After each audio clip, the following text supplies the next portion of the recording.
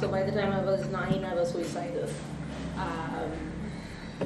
It was done when people were there, and I can't believe how that could happen.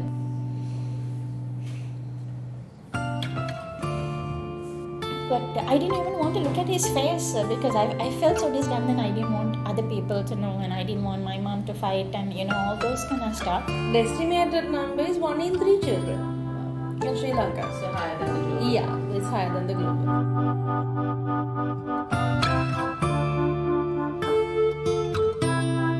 Hi, welcome back, and today we are at this wonderful little place called Pages and Coffee in Valavata. It's the first time I've been here, and it's really pretty. It's a wonderful space, and we're so grateful to Pages and Coffee for giving us this space. I know usually we have a lot of laughs while we do a show, and I don't know if we can be entertaining and laughter driven today because it is a difficult conversation we're going to have. So I have two amazing ladies, Kumudini, David. Kumu is a very vocal child rights activist, and if you know Kumu, you'll know why I stressed on the word vocal, right? And one thing she does is she fights for the rights of children who are experiencing abuse. And on my other side, the beautiful lady in red is Michelle. And Michelle is actually working towards counseling psychology. And she's also very much interested in healing and helping kids who have undergone molestation and abuse in their lifetime. They have both experienced childhood sexual molestation. So, who wants to go first? Who wants to tell me about their experience? Okay, well, mine is out there already, so I'll talk about it first. Go for it. He was someone who lived with us when we were growing up. He was helping my grandparents. My parents were abroad. He was 24, I think, at the time. I was 3, and he was one of my primary caregivers. So my grandparents they were old. And he was the one who would feed me, or take me to Montessori, bring me back. So how old were you? This is like 3 years old. Yeah, when I was 3. So that's when we were brought. I'm trying not to scream. Right. Because 3 years old, I can't compute. I can't. Okay, please go on. So 3, and it went on till I was 8. So for 5 years, and I like to use, I apologize because it's a sensitive subject, but I like to call a spade a spade. I was used, right? I was a sexual object. I was used for 5 years. I can recall in great graphic detail his genitalia. I do not know whether I can't remember whether he raped me. I can't remember pain. I know he touched me, and I know I climaxed. It was 3 children climax. It's a normal bodily function, and it took me a very long time to not blame myself for it. Is there something where a child of that age has the capacity to feel guilty when they don't know what this subject is? Well, I certainly didn't. Yeah. I started feeling guilty when I was closer to like 7, 8, and so by the time I was 9, I was suicidal. And it was a horrible experience, because when you're suicidal at 9 and you look at the Pine Oil bottle and you don't have the guts to drink it, then you start hating yourself more because you don't have the guts to. You knew that if you drank Pine Oil that you would die? Yeah. Okay. I knew that if I drank enough Pine Oil, I would die. And I didn't. The fact that I didn't have the guts to drink it made me hate myself more. So it was this huge ball of hate. I was this big, huge ball of hate. I had some really bad anger management issues. By the time I was 14, I had such a bad anger management issue that I had taken a knife to my elder sister and told her. She wanted to know why I am so hateful, and I told her, I can tell you something that will make you hate me for the rest of your life. And that's when I told my elder sister. So my elder sister then went and told my mom. my mom called me and asked what had happened. She wanted me to describe what had happened. And at that time I was 14. I could not bring myself to say the word penis. Just wasn't in me at that point. I couldn't. And because of that, she didn't believe me. Because I couldn't describe it. So then, one night, she had to go out. Raju had come back in. Yes, that's his name, Raju. So he ended up spending the night. There was no one else at home. I ended up sleeping with a knife under my pillow. But I didn't realize at that time that I was too old for him. Right? So he wasn't going to approach me anyway, but I didn't know that, and I slept with a knife under my pillow. And then my relationship with my mother went, phew, good Lord. The wars we had at home were fantastic, and no one could understand. Did she think you were lying? Yeah, she thought that I was exaggerating. So actually, my mom could not bring herself to accept and understand until I was in my 30s. That was actually when I had written my story down, and it was going to be used in a panel discussion about child sexual abuse. And that was my first public experience, so to speak, where I spoke about what I had gone through, and it was used as a panel discussion topic. And I had told her that this is going to happen, it's going to come out. And she did try and say, what will people think? Mama, I can't live my life worrying about what people will think. I also said, Mom, just think of it this way. If I talk and I manage to save even one child from going through what I did, don't you think it's important? Right? Okay. And she then nodded and went away. And then the next day, when I was getting ready to go for the panel discussion, she came and sat down and said, okay, tell me what exactly happened. That was the day she felt ready enough to listen to what I had gone through. And now there is no conversation. She does not speak to Raju at all. And okay. For me, it started... I think maybe when I don't remember, 2 or 3, because before my sister was born.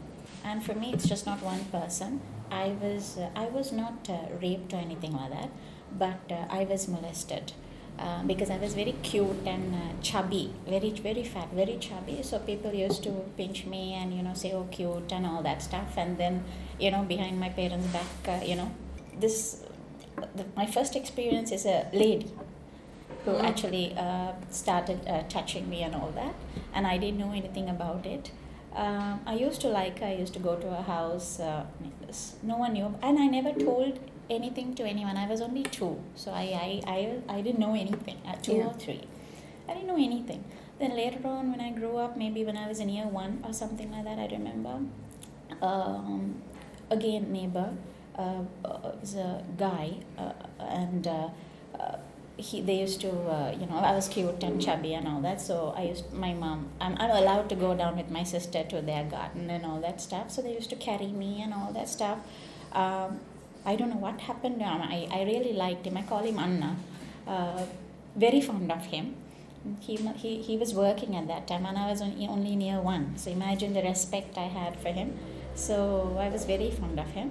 And I don't know what happened to him. Suddenly one day I remember he wanted me to touch his private part. He wanted me to feel it. He wanted me to kiss it. This was, where were you at the time? At his place. He put me on a kind of a table or something like that and asked me to do all these things. And I was like, no. And then I wanted So you knew it was a bad thing to do that? Yeah, I don't know. I didn't like it. No, not that I didn't, not that I knew it, but I didn't like it. I didn't like it. I didn't understand myself, no. And then I went home, but then, like you said, I felt disgusted. Now I started washing my hands with soap, like, I don't know, 10, 15 times.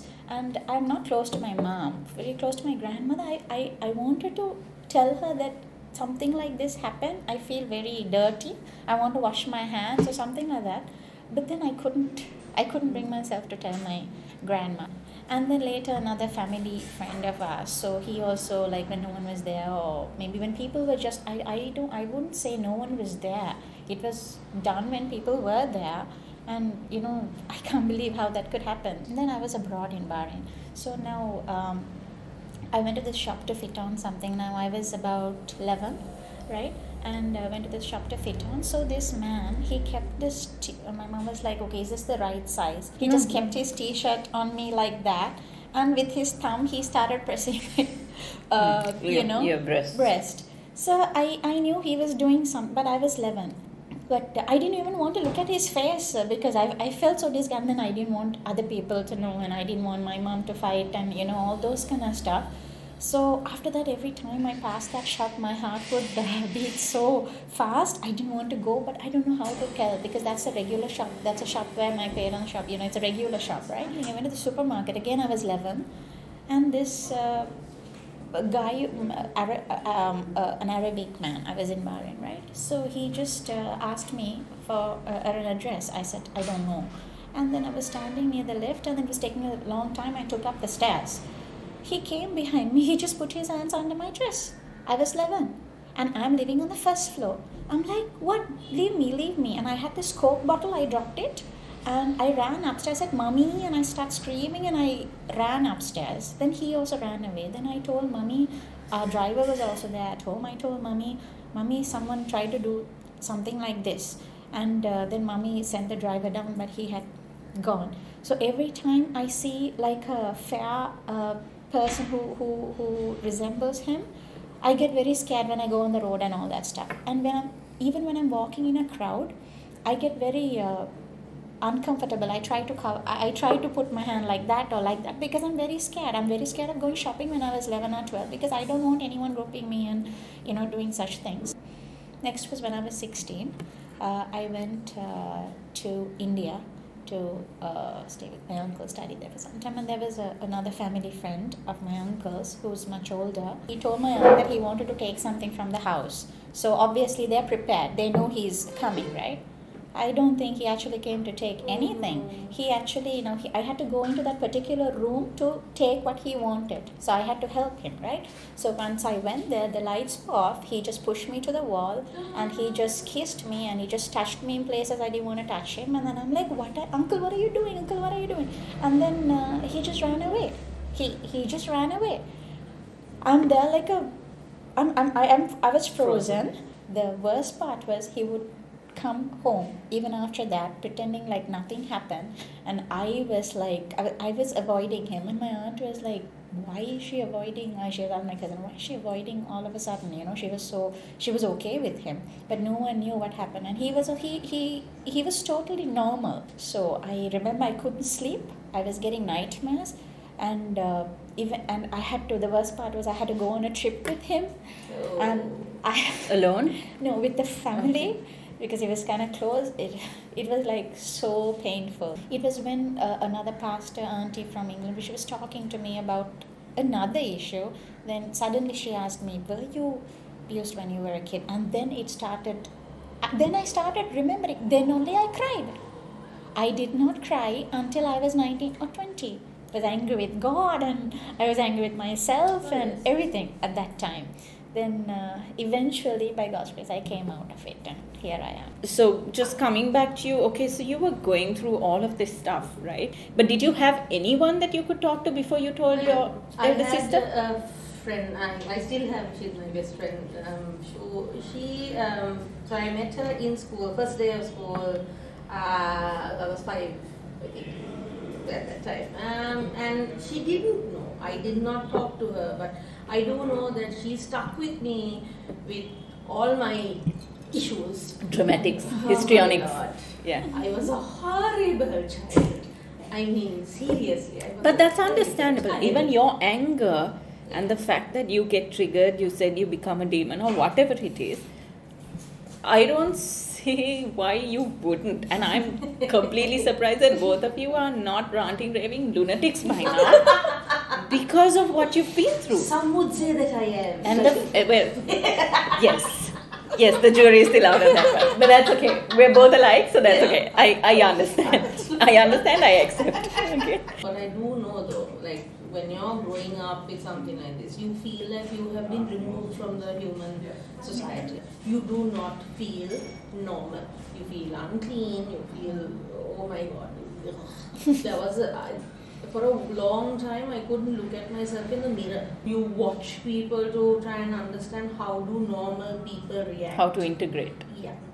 Okay. And that is what I did. So you actually learn to become human again, is what I call it. As children, you are scolded if you don't like someone touching you, and you like, I don't want to kiss that auntie, and go kiss that auntie. As a child, you don't have anyone else to blame but yourself. But that constant thing as children, I think we condition children to feel like obligated. When you go to when you go and meet family or you leave family, kiss the uncle, hug the uncle. Yes. And that can actually, I know. that messes with your mind as well. If an uncle does something wrong to you, you don't know whether that was supposed to happen to you or not. But then I think so I have told my son, don't allow anyone to touch you. Only mama and dada can kiss you. Don't allow anyone to touch you, Davin. And every time, even now, every time he goes and he comes back from class, I ask him, how was it? Did anyone touch you? Because I have to. Because once that one experience is enough. What kind of mother are you? Are you an overprotective mom? Are you scared about him out there in the world? He has already gone through 2 instances of sexual molestation. My son. Kumud, that is really tough for me to listen to because I know your son. I know your son. Oh my God. Nice with that.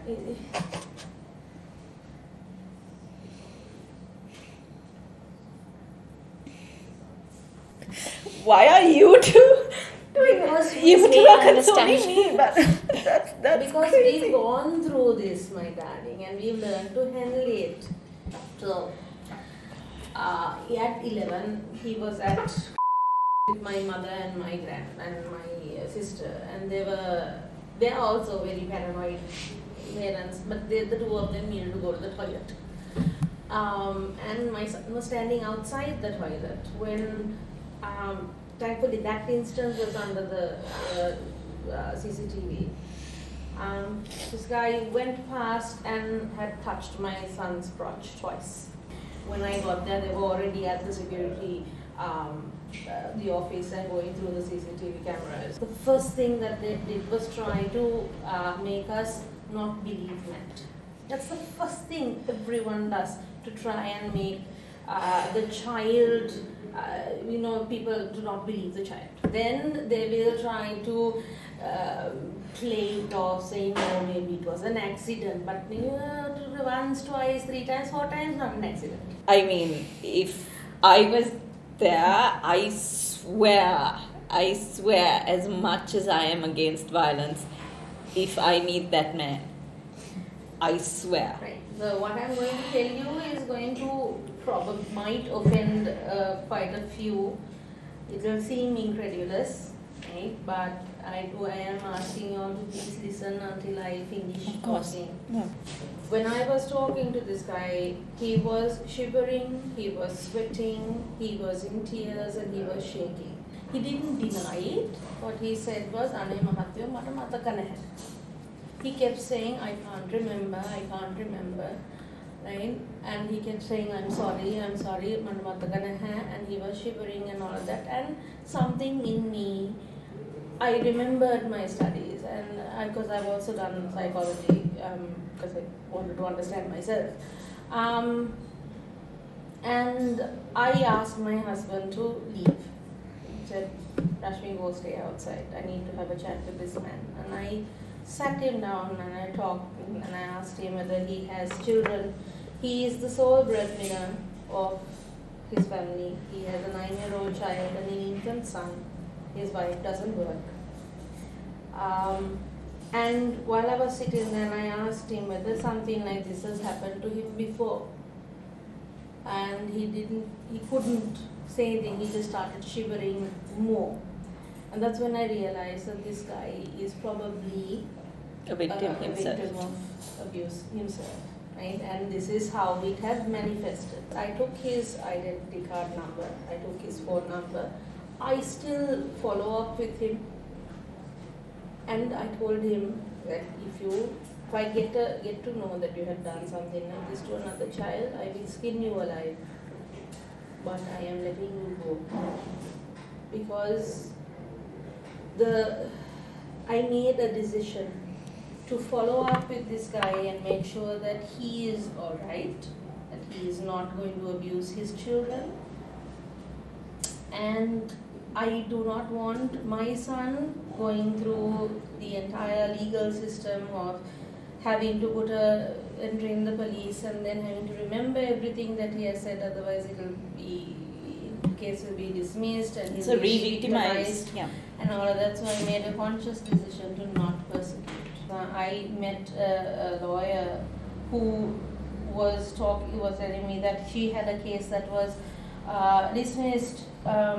She lost the case because after like years of going cases, this lawyer had asked the girl what color her panty was the day it happened, and she couldn't remember it, and then that was enough. The case dismissed.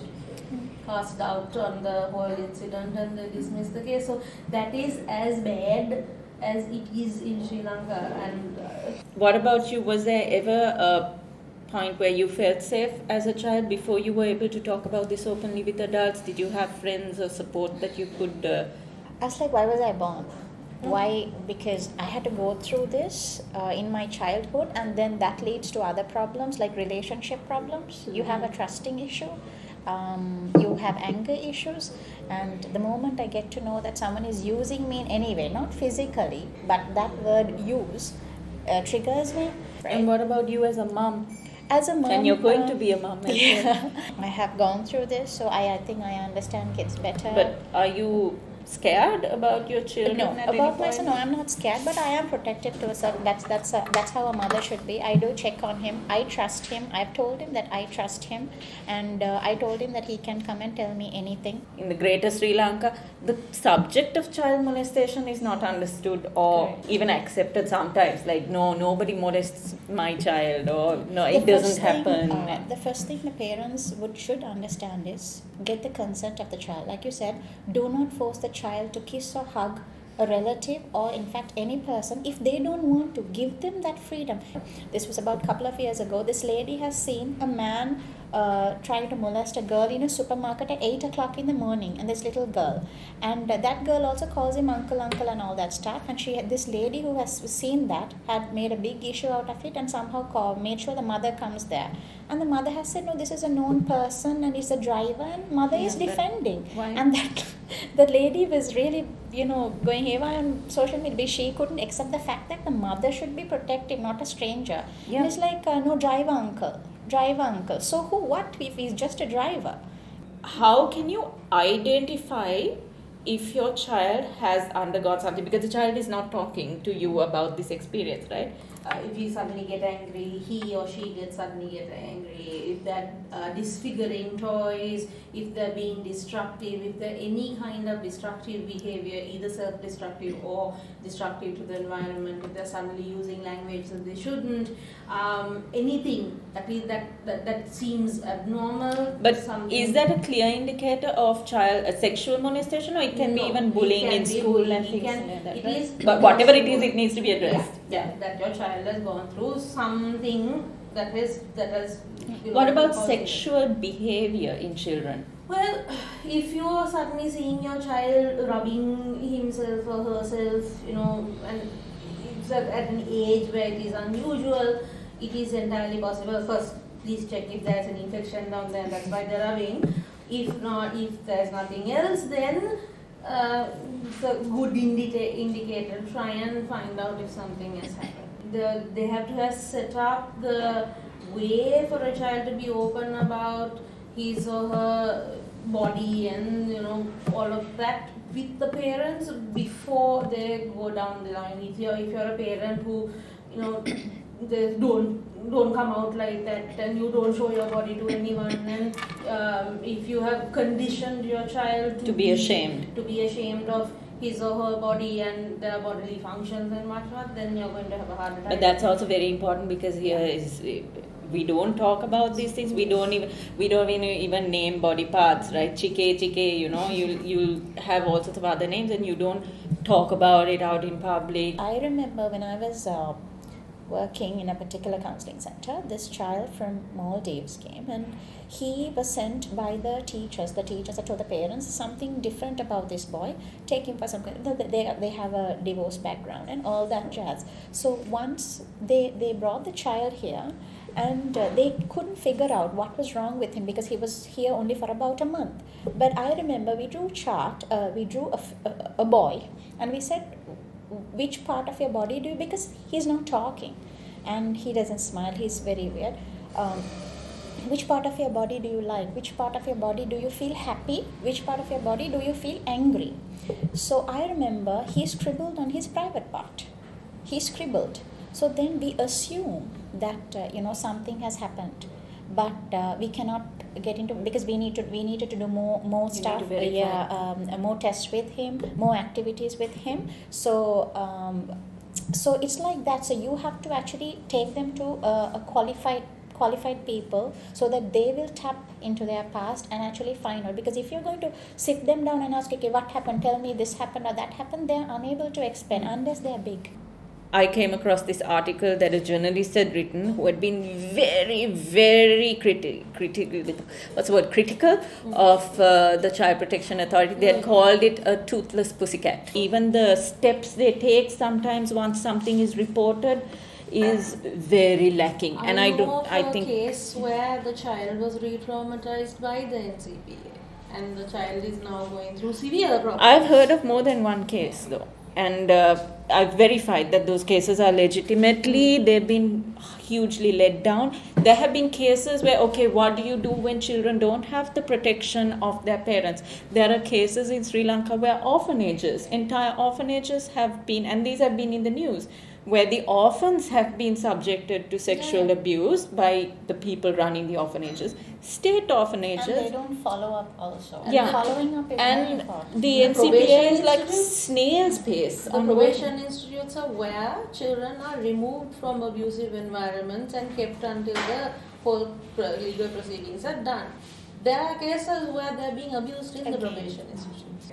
We had a government that they decided that we don't have a situation, we do not have child abuse in Sri Lanka because it is bad for the country's name, because it will affect tourism, it will affect global standing. They decided to completely sabotage the child rights bill that was going through. I was invited for this thing where they signed the declaration to end violence against children. This was about 3 or 4 years ago, right? And it was huge. Everyone was there. The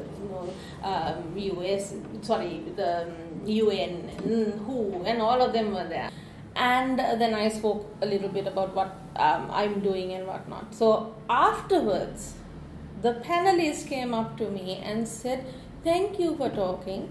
This is the first time we've ever actually spoken to a survivor. All this time we work with, third-party information." I'm guessing when you're developing policies and declarations, you should be talking to survivors. Yes.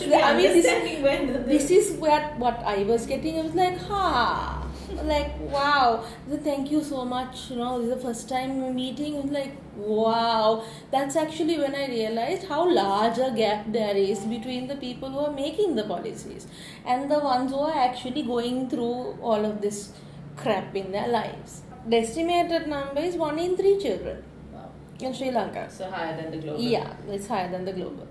I'm just asking, but has your experience as being molested as a child been in any way or form a factor in your marriages? Very much so. Mine, I find that when my husband initiates sex, I tend to go into... I still rebel in my head, it's something I feel unclean and all of that. It was difficult for me, and when I spoke to my counselors and said, "Why is this happening? I love Rashmi. I don't know what the heck is going on." And I said, it's because you are not in control. It is what's triggering you. When you were young, you weren't in control of what happened to your body, right? And now when he initiates, you feel that it's getting triggered, that the control is being taken from you, which is why you need to initiate. I actually, are you really over it? I am over it, because one thing like that pastor auntie told me, I had to forgive, and I didn't do it overnight. It took a very long time. I'm talking about years, not months. Yours was forgive. So you did forgive, yeah. I did forgive. Have you forgiven? Yeah, because have you forgiven Raju? What I found out was that for me to let go of the anger, I had to forgive. There was no way to let go of the anger without. I have though come to realize a few things about him. He is also a product of rape. His mom was raped. And he was the only white boy in his entire community, which means he would have been subjected to abuse as well. What I've come to realize actually is that most of the time abusers have been abused in their past. So to break that vicious cycle, you have to address it from both. You have to protect the children, you have to gear people around them to make sure they know enough to protect your child. And it is everyone's responsibility. It is not just the parents, it's not just people who are the relatives of it is everyone. Every single person out there is responsible for looking after the young. One, do not address the thing at all with the child unless you're a trained child psychologist, right? Because you can trigger things in a child that can come out. What you can do is to recognize that this child is in distress and make the child feel safe. You have to be able to read the child to see if the child is okay to be touched. Ask the child permission always. If you're okay to touch, if you can do something, ask them what they can. Be kind. Use a soft demeanor to approach the child. It's like speaking to a cornered animal. Don't dismiss what the child has gone through.